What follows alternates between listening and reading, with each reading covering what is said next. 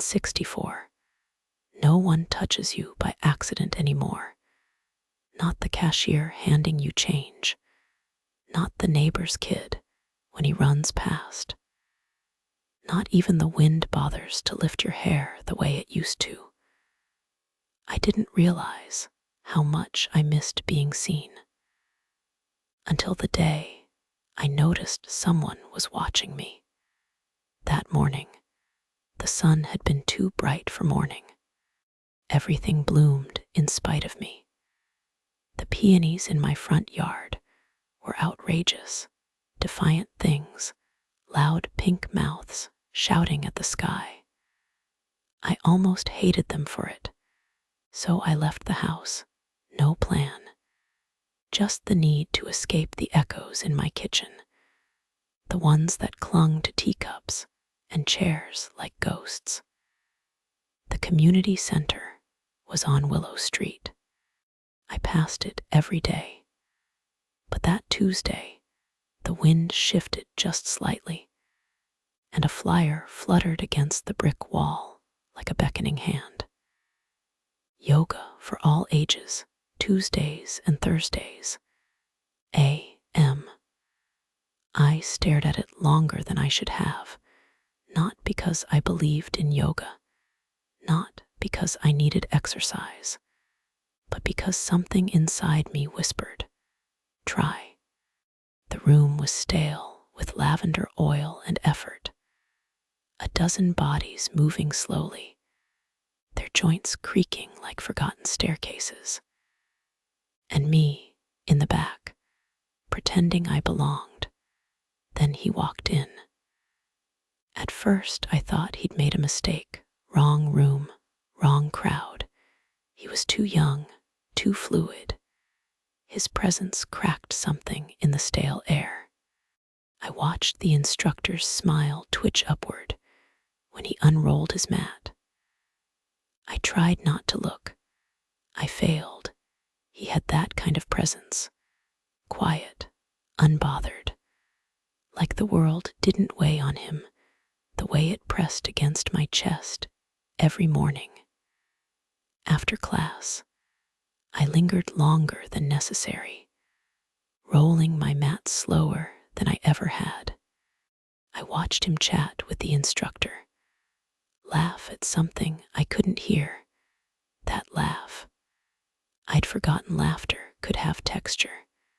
When he turned toward me, our eyes met, only for a second, but long enough for something long dormant to stir, warm and unwelcome, in the pit of my stomach. I left before I could embarrass myself, before I could assign meaning to a glance. That night, as I sat on my porch with the crickets singing and the tea going cold, I thought of him again. The way his hair curled slightly at the base of his neck, the way his hands moved when he talked. I told myself it was nothing, a flicker, a late spring breeze. But deep inside, a door I had sealed shut long ago gave the softest click. Not open, not yet, but no longer locked. At 64, no one touches you by accident anymore. You stop being the center of a room. You fade into the wallpaper, into the routine, into the list of people no longer expected to change. My days had a rhythm so steady it could rock you to sleep. Wake at 6, tea, garden, shower, something light for breakfast, usually toast with apricot jam. Then books, a short walk if the weather permitted back by noon, lunch alone dishes, dead air, the radio talking to no one in particular. The afternoons were the worst. That hollow stretch of time when everything slows and memory grows louder than the present. I would sit in the kitchen, cupping tea between my hands, and listen for footsteps that hadn't echoed in over a decade. Harold's slippers, still etched in my memory like grooves on vinyl. Even now, I could hear the soft scuff of them crossing the hallway, could smell the citrus of his aftershave if I closed my eyes hard enough. But memory isn't company. It doesn't ask how you slept or refill your cup. That Tuesday started no differently. The sky was washed out blue, stretched wide like laundry hung in wind. I needed milk. Not urgently, but enough of a reason to leave the house. I took the long way home, past the post office, the bakery, then the community center on Willow Street. The air carried fresh-cut grass, and that early summer sweetness that only small towns seem to know. That's when I saw the flyer. It was taped lopsided to the brick wall outside the center, a corner already curling from the heat. Yoga for all ages, it read, in cheerful block letters, Tuesdays and Thursdays. AMI don't know why I stopped. Maybe it was the word all. As if someone, somewhere, believed I still counted. By Thursday, I was there. The room smelled of lavender and effort. 10, maybe 12 of us, mostly women, mostly gray-haired. The instructor was a woman named Grace, blonde, tight ponytailed, and impossibly perky. I admired her more than I liked her. I rolled out a mat near the back, safe, unnoticeable when we stretched. My joints popped like popcorn. When we reached, my arms shook. But no one laughed. That was something. The next few classes passed like that, familiar, predictable. I even started to enjoy the way my muscles ached the next day. It reminded me I had muscles at all then. One Thursday, he appeared. He walked in 5 minutes late, holding his mat under one arm, a water bottle in the other, dark hair tall, a frame that spoke of someone used to movement. He looked like a man with stories to tell, and no rush to tell them. I couldn't breathe. He took a spot near the front, on the far side of the room, but I saw him clearly, every line, every quiet confidence. When he bent forward, his shirt pulled just slightly, revealing the curve of his back, lean muscle under soft cotton. I wasn't dead after all. My pulse proved it. I tried not to stare, failed. He didn't notice me. Why would he? I was just another body, another name on the sign-in sheet. But something inside me shifted. I went home that afternoon with a restlessness I hadn't felt in years. I watered my hydrangeas and deadheaded the roses with more attention than they deserved. That night, I opened a drawer I hadn't touched in months, found a lipstick that hadn't dried out. A scarf Harold once said brought out my eyes. I held it for a moment, then placed it carefully on my nightstand. I told myself it was silly. But when morning came, I tied it around my neck, just so, just enough. Then I made tea, buttered toast, and waited for Thursday to return. His name was Caleb Monroe. I learned that a week later, when Grace introduced him to the class with a casual smile, and the sort of breezy tone people reserve for newcomers they don't quite know what to do with. He gave a nod to the room, a half smile tugging at the corner of his mouth, and rolled out his mat with the easy grace of someone who wasn't new to this at all. There was a quiet confidence in the way he moved, not arrogance, just a calm assurance, like he knew his body and trusted it. I envied that. I had once trusted mine too, before it started betraying me in small ways.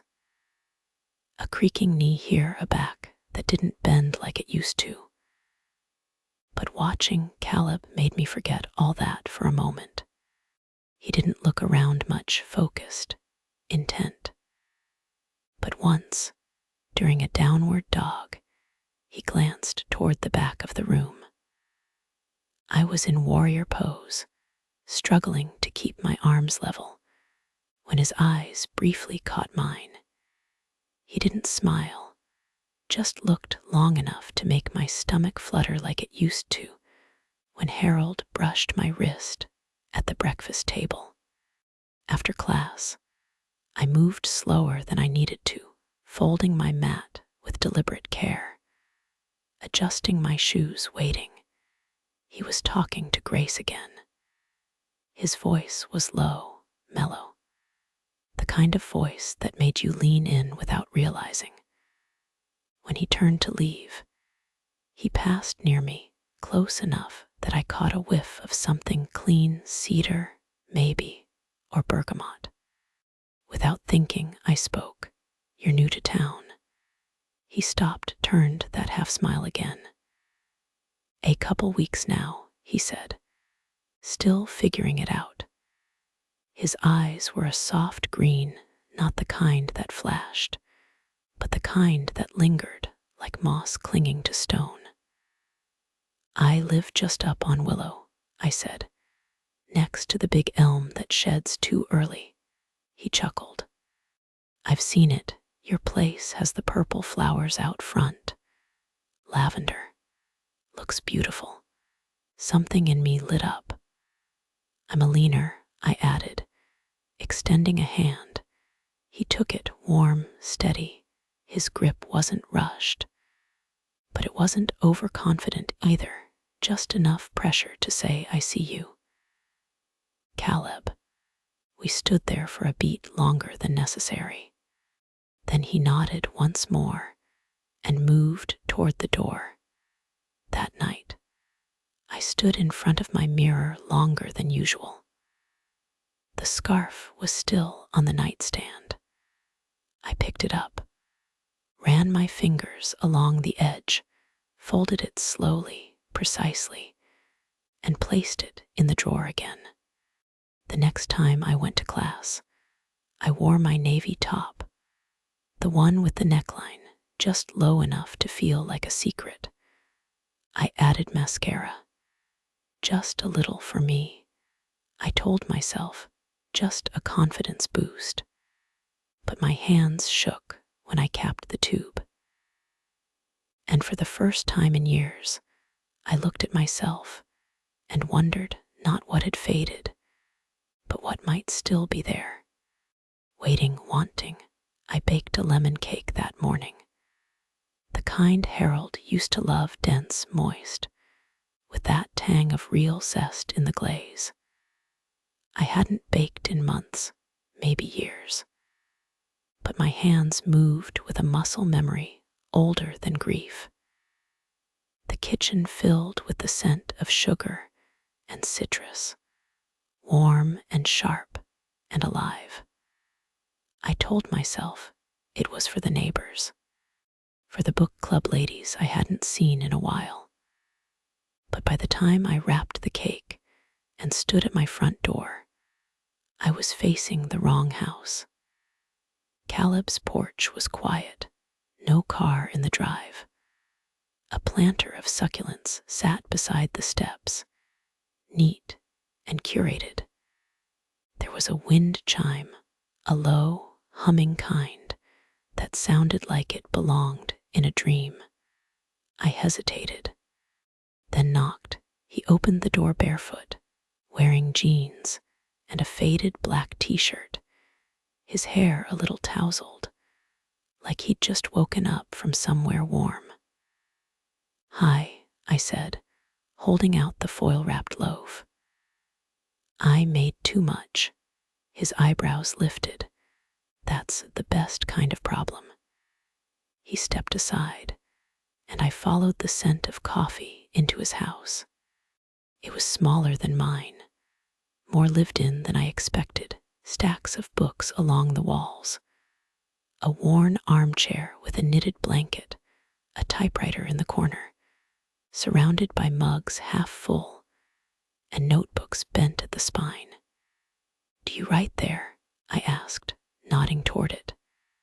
"Sometimes," he said. "Mostly I stare at it until something blinks first." I laughed. He poured coffee into mismatched mugs. Mine had a faded cartoon bee on it. I liked it immediately. We sat by the window. Sunlight spilled across the table like honey. "Your garden's beautiful," he said. "I walk past it every day." "It's my only real conversation these days," I replied. "The roses are stubborn, but the lavender listens." Caleb smiled, that quiet, inward kind that doesn't ask for attention. "You're a teacher." "Was high school English, retired a few years ago." He nodded, thoughtful. "That makes sense. You have that calm thing." I nearly told him how I used to recite Dickinson when I couldn't sleep, how I still whispered lines to the wind when the flowers bloomed. But I didn't. Some things felt too tender to hand over. Instead, I asked, "What are you writing?" "A novel," he said, eyes flicking down. "It's about a woman who finds a key in a place she thought she'd lost everything." I looked at him then, really looked. He wasn't just handsome. He was aware, the kind of man who listened even in silence. Something shifted between us, a soft click, like a doorknob turned just enough to open. "I should go," I said, suddenly aware of the time. "Want to interrupt the blinking contest." He chuckled, walked me to the door. "Thanks for the cake," he said, "and the visit. Thanks for the coffee." Our hands brushed as he handed me back the plate. Just a second, but the heat stayed. I walked home with the sun on my back and something looser in my chest, something that felt suspiciously like hope. We met at the cafe near the lake, the one with iron tables and wobbly chairs, tucked behind the bookstore where no one rushed and everything tasted like it had a story.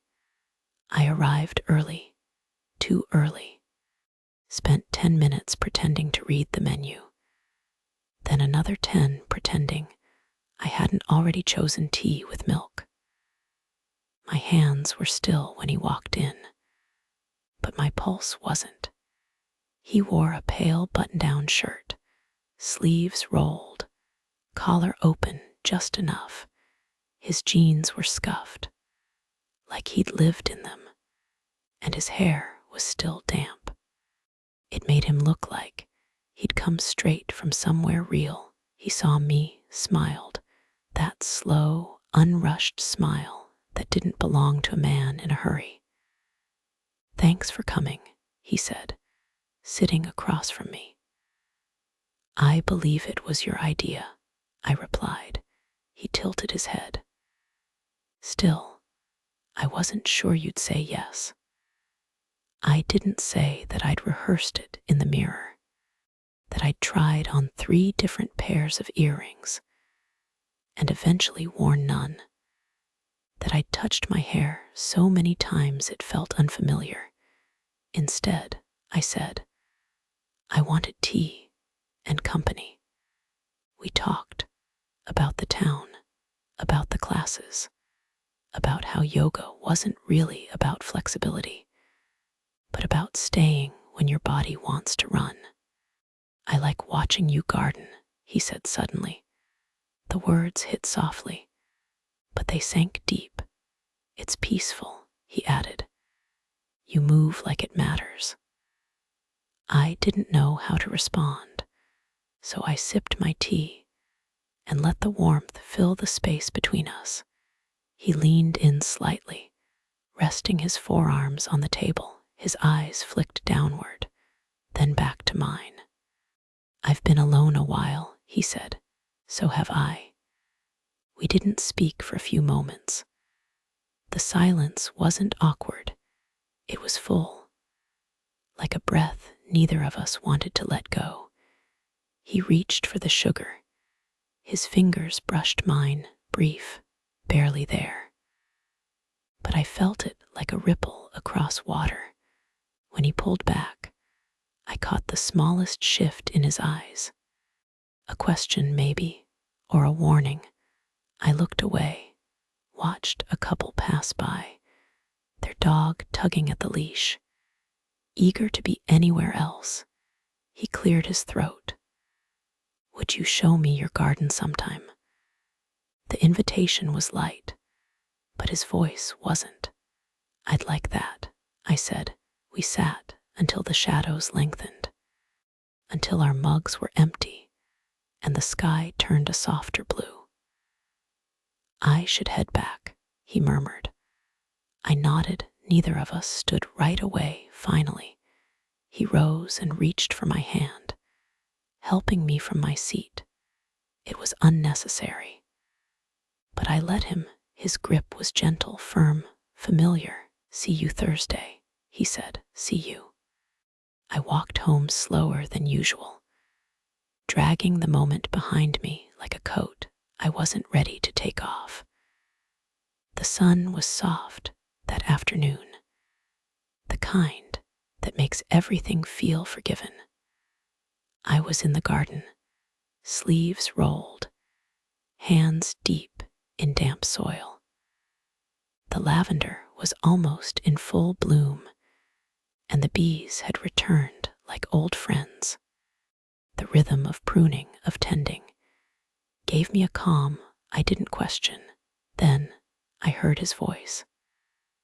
I've been meaning to see this masterpiece up close. I turned. Caleb stood at the gate, hands in his pockets, that same half-smile resting on his face.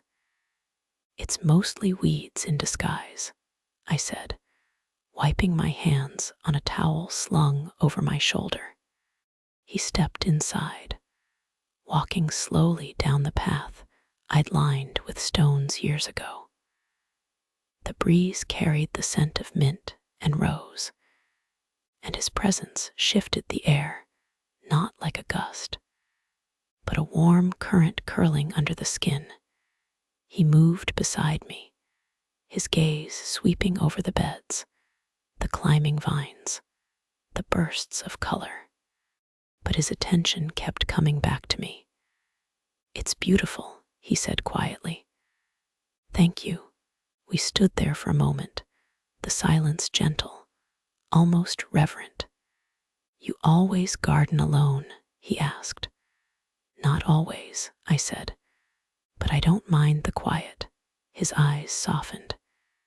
It doesn't feel quiet here, it feels alive. I wasn't sure what to say, so I bent down, picked at a stubborn weed, and hoped the moment would pass without asking for more than I could give. Then I felt it, a shift.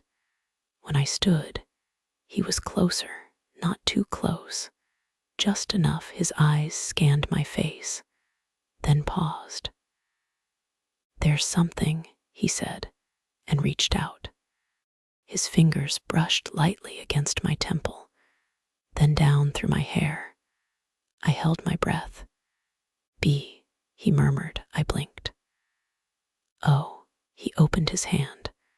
A small honeybee rested on his palm, dazed, but intact. He waited a moment, then let it go. It hovered between us before lifting into the sky. My heart was still racing.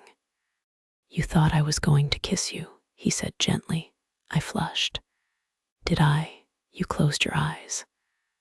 I thought it was instinct. He smiled, but didn't tease. He looked at me the way someone looks at something they want, but don't know how to hold. I should get going, he said, stepping back. Groceries. Right, of course. He walked down the path, past the roses, past the sun-drenched lilacs.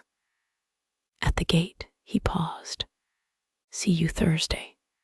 Yes, I said. Softer than I meant, he left. And I stood there, surrounded by blooms, feeling like the only thing not in season. Thursday came, slow and heavy. Yoga passed in a blur, poses I couldn't hold, breaths I couldn't count. My eyes kept drifting to the front of the room, to the shape I now recognized without thinking. Caleb, calm, steady, infuriatingly unreadable when class ended. I gathered my mat with fingers that didn't want to cooperate. He approached, not smiling, but with that look again, the one that said something unspoken had already passed between us. His voice was low. Would you like to come over tonight? I couldn't answer at first. The words caught in my throat like a seed husk. Then, yes, his smile warmed. 7. I nodded. The walk home felt suspended. Like the hours had thickened around me, time dragged, but my pulse didn't. It beat hard, certain, impatient. I tried on 3 outfits, settled on a dress I hadn't worn in years, black, simple, soft against the skin, not too much, not invisible. I tied my scarf, then took it off, then tied it again. The porch light was already on when I arrived. The glow fell across the steps like a welcome. Before I could raise my hand to knock, the door opened. Caleb stood there in a crisp shirt, sleeves rolled, collar loose. Hi, he said. I stepped inside. His house smelled like garlic and tomatoes. Something simmering slow on the stove. Candles flickered on the dining table. And somewhere in the background, soft jazz curled through the room. Hope you're hungry, he said, leading me in. We ate pasta and drank wine from mismatched glasses. We talked about books, about music, about how the smell of rain made everything feel more honest. He listened like no one had in years. I found myself saying things I hadn't planned to share, about Harold, about the silence that filled the house after he was gone, about how I used to talk to the garden just to hear a voice, even if it was my own. He didn't interrupt, didn't try to fill the space, just nodded gently, like his presence was enough. When the plates were cleared, we stayed at the table. My hand rested near his, not quite touching. The distance pulsed between us like a quiet question. Then he reached for me, not my hand, my gaze. Eleanor, he said, I have to tell you something. I held my breath. I can't stop thinking about you. His voice was softer now, raw. I know it's complicated. I know the age difference. But when I'm with you, I feel like I can breathe. The room tilted just slightly. I stood, crossed the space between us. My hand rose, slow but certain, and I placed my fingers against his lips. He stilled. And then I kissed him. There was no fanfare, no music swelling, just breath, hands. A quiet heat that curled and rose like steam. His arms pulled me close. The kiss deepened, but not in hunger, in ache. That night was not about bodies. It was about return, about the rediscovery of something lost and stubborn. We moved through the house like we were learning it together. In his room, the light was low, the air warm, and when the distance between us finally fell away, it did so gently, like petals dropping one by one, slow and certain. What passed between us was not spoken. It didn't need to be. It hummed through the bones. It burned beneath the skin. It stitched something back together that I hadn't known was still broken. Long after the candles died and the silence settled, I lay there beside him, awake, with the taste of him still on my lips.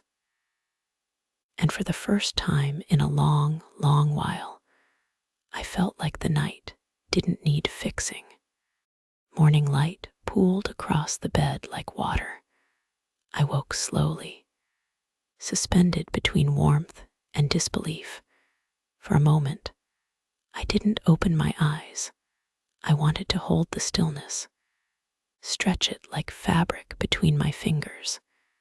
The sheets beside me were empty, but warm. I listened. The sound of the shower soft, distant. The scent of him lingered in the room.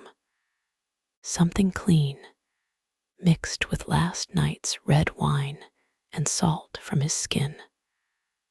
I wrapped the blanket around me and stepped quietly into the hallway. His house was quiet, except for the rhythmic hum of running water and the occasional creak of pipes. In the kitchen, I moved without thinking, took 2 mugs from the shelf, put water on to boil, broke eggs into a pan, and stirred slowly, like each circle might keep the moment intact. I wanted to surprise him with breakfast, with presents, with the quiet message. I'm still here. The water stopped. Moments later, he appeared in the doorway, damp hair, fully dressed, holding his laptop bag like it had always been part of this morning. He didn't look at me, not fully. Coffee's almost ready, I said. Too lightly, he looked up. And then I saw it, the distance, the shift, that soft, unmistakable pulling away. Eleanor, he said. My hands stilled over the stove. He stepped further into the room, but not closer. I need to go. You can stay a little. I can't. I turned off the burner. What's going on? He let out a slow breath. His eyes met mine, finally, and they were full of something that felt like apology. I can't do this, he said. I stood very still. You mean breakfast? I asked. He shook his head. No, us. There was a silence that wrapped the room in glass. You said you felt alive, I whispered. I did, he said. I do, but that doesn't mean I'm ready. I took a step toward him. You're scared, he nodded. Yes, and confused and selfish, probably. The eggs began to burn. I didn't move to stop them. So that's it, I said. You're just walking out. I don't know how to stay without hurting you more. My hands gripped the edge of the counter. You already did. He stood there a moment longer. Then he walked to the door. I'm sorry, he said. And then he was gone. I didn't cry, not at first. I turned off the stove, poured the coffee, sat at his table. The house smelled like endings, like garlic and silence. Outside, the light had turned harsher. The sky a brighter blue than I wanted. Eventually, I let the coffee go cold. And still, I waited for the door to open again, waited for a sound, waited for anything that meant he hadn't meant it. But nothing came, days blurred. There was no drama in the aftermath. No dramatic thunder, no rain on the window pane, just silence, dry and thick, like dust that settles when no one moves. Caleb didn't come to yoga that week, or the next. I told myself I was relieved, that I didn't want to see his face, didn't want the awkward nod or forced smile. But when Thursday came and went without him, something hollow echoed through me. The garden went untended. Weeds began to creep along the edges of the beds. I noticed them. I just didn't care enough to pull them. I walked less, slept more, ate what was easy. I stopped opening the curtains in the morning. When I did go out, I scanned the sidewalk without meaning to, every dark head of hair, every tall frame. Once, I thought I saw him outside the bookstore. My breath caught, my feet froze. But it was someone else, younger, carefree, not carrying anything he couldn't name. That night, I sat on my porch in the dark. No tea, no blanket. Just me and the hush of summer pressing in from all sides. I whispered his name once.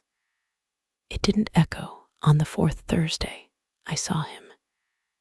He was walking down Willow Street, his bag slung over one shoulder, a paper cup in his hand. Our eyes met for the briefest second. He looked away, didn't slow, didn't speak, as if I were invisible, or worse, forgettable. The moment passed so quickly I wondered if I'd imagined it. I stood there on my porch, hands curled around nothing, watching his shape disappear into the heat inside.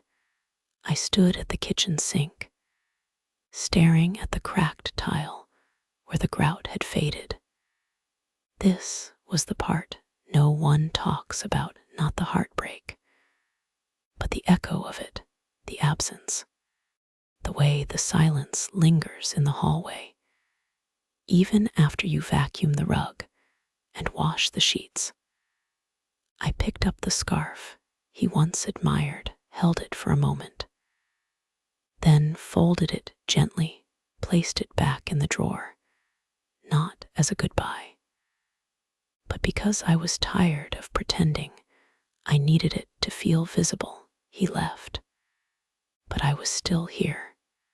The mornings began to stretch again, not with joy, but with steadiness. I opened the curtains one by one, not because I hoped he might pass, but because light had started to matter again. The garden called me slowly, not in bursts of color, but in soft reminders. Weeds bowed their heads when I returned. The soil, dry and waiting, welcomed my hands like it remembered. I didn't rush. I didn't force. I worked in silence, and the silence worked back. Lavender bloomed late that summer, as if waiting for permission. At yoga, I moved differently, not to impress, not to be seen, but because breath, when you let it, carries more than just oxygen. Grace greeted me like always. She didn't ask where he'd gone. I was grateful for that. One afternoon, I passed him. It was on the corner near the post office. He had a grocery bag in one hand, keys in the other. His eyes caught mine for a half second, just enough, no words, no smile. But there was something in his face, familiarity without warmth, recognition stripped of invitation. And it was enough. I didn't ache. I didn't freeze. I nodded once. He nodded back. We kept walking later that day. I watered the roses and watched a bee land on the tallest bloom. It hovered for a moment, then moved on that night. I made tea, sat on the porch with a blanket around my shoulders. The stars were out. I whispered no names. There was no echo, only breath. Only sky today.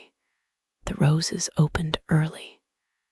I noticed it right after breakfast, when the light slipped across the garden in a way that made everything shimmer a little more than usual. The petals, full and heavy, tilted toward the sun like they'd been waiting for something I couldn't name. I stood there barefoot in the grass, teacup in hand, and watched them breathe.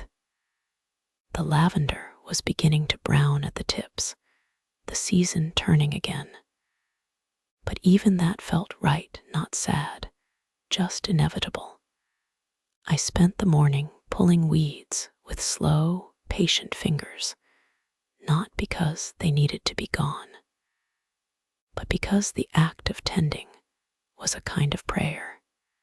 Later, I walked to the cafe by the lake. The air was warm, soft with the promise of autumn. The cafe hadn't changed. Same shaky chairs, same barista with the chipped tooth. I ordered a cappuccino and took a seat by the window. Across the square, a couple held hands. A man fed a biscuit to his dog. The world spun forward, my hands wrapped around the mug. Steam curled upward, and I breathed it in slowly, letting it fill more than just my lungs.